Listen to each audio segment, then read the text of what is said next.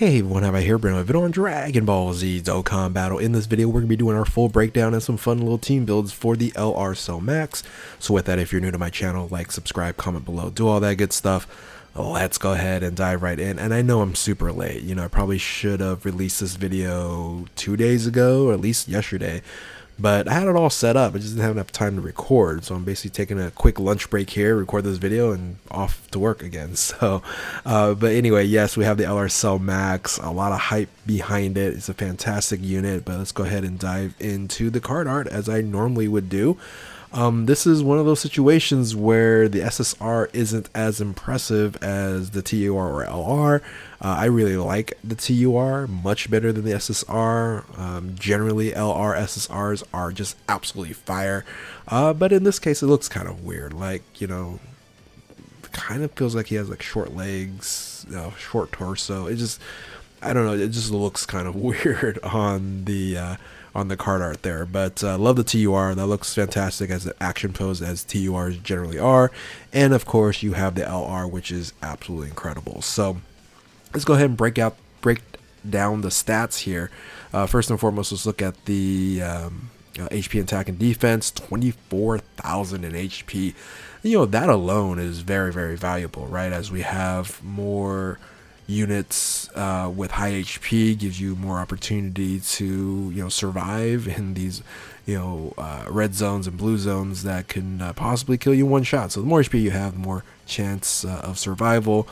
We all know that. Attack over 20,000, which is great, and then almost 14,000 in defense, which is solid as well. So great LR stats there. Let's make this a little bit bigger to dive into the rest of the kit here. First and foremost, leader skill. This is going to be the detriment for this unit to be argued as like a top 5 unit. I know some people are saying, top 5.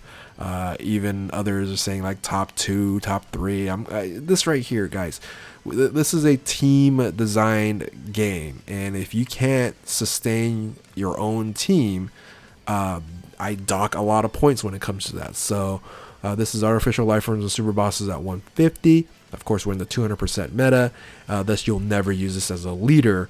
So, for my opinion, the value of that, or replacing this as a super high top tier LR, I can see why because of the kit here. We'll talk about that in a second, but this drops it down for me quite a bit. And again, I was in the minority when LR Bulma came out and people were saying, oh, it's like the best unit in the game, best LR, stuff like that. I go, it's a fantastic unit kit wise, but you need another unit to actually run the unit. And then also same thing with LR Bulma.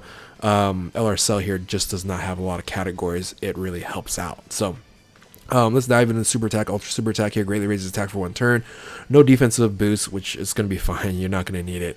And causes colossal damage to enemy, and then greatly raises attack for 1 turn and causes mega colossal damage to enemy, and then to all enemies. This is AOE, and greatly lowers attack and defense. So the passive skill here, upon entrance, you have attack and defense 100%, guards against all attacks. You're thinking, oh my goodness, this is going to be amazing, but it's only going to be for 3 turns because it guards all attacks and launches additional attack, has a high chance of becoming super attack. I would have liked to see this as great chance, but high chance of becoming super attack for 3 turns because it's only 3 turns. Give us some additional opportunities there. Now this does trigger when there's another artificial life forms or super bosses category ally on the team upon the character entry, and that's going to be easy. Generally, you're going to run this team primarily on a super bosses team. Super Boss's team is what you're going to be running this unit on. So the initial stat boost is actually incredible. It's ki plus 3 attack defense 300%. We haven't seen a lot of 300% boost. What was the last one that got like a 300% boost? I'm trying to even remember, but 300% is very rare, very strong.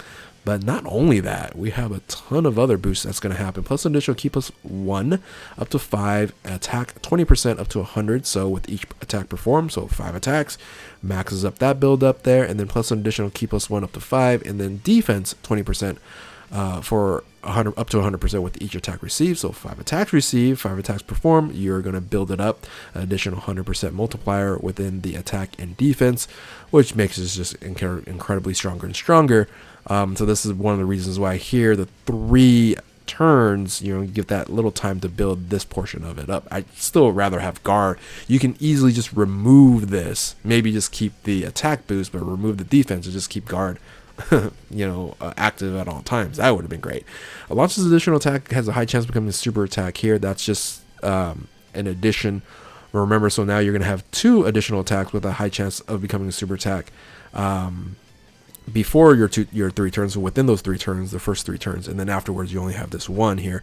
Plus, so right here is going to be very important.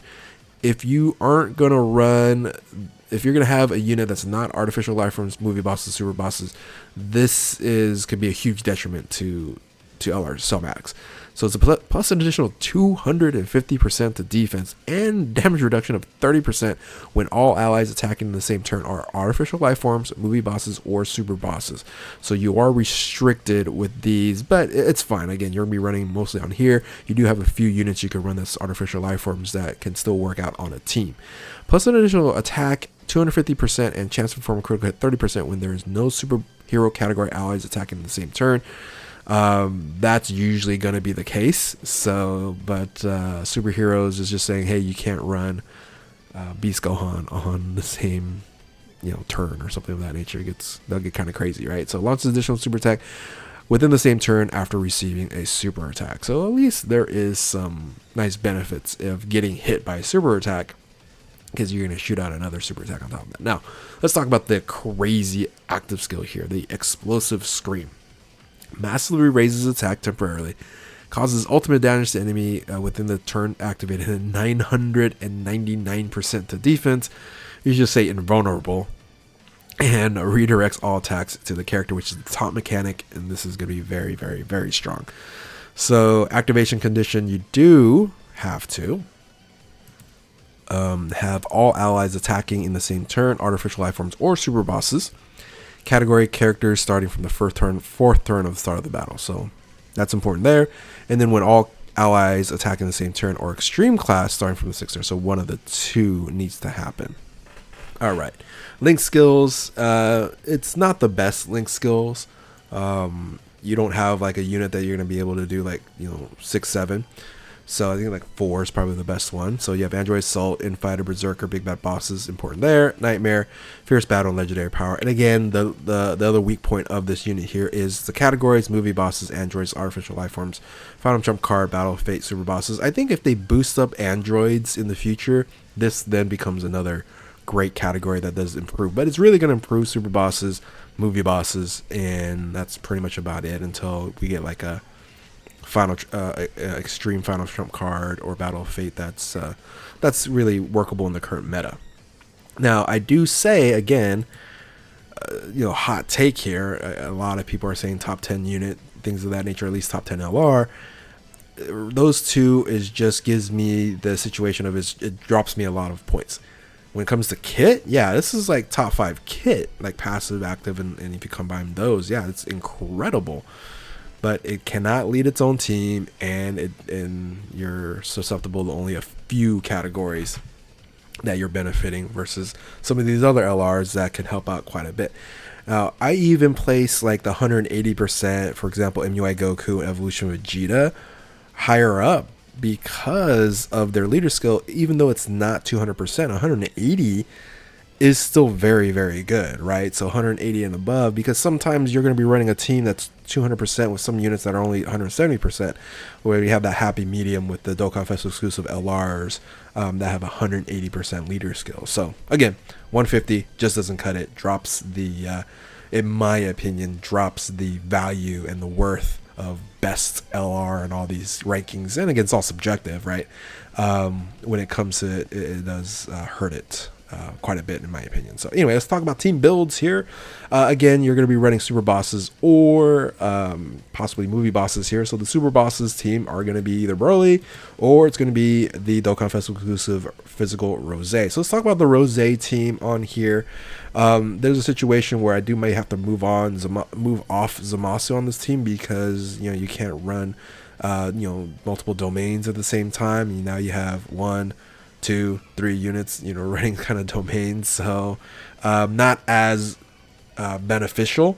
So you could say, let's take this guy out, let's go ahead and move a support unit here. That could be more beneficial. So stuff like this it's not like a perfect synergy when it comes to super bosses, especially on the physical team here.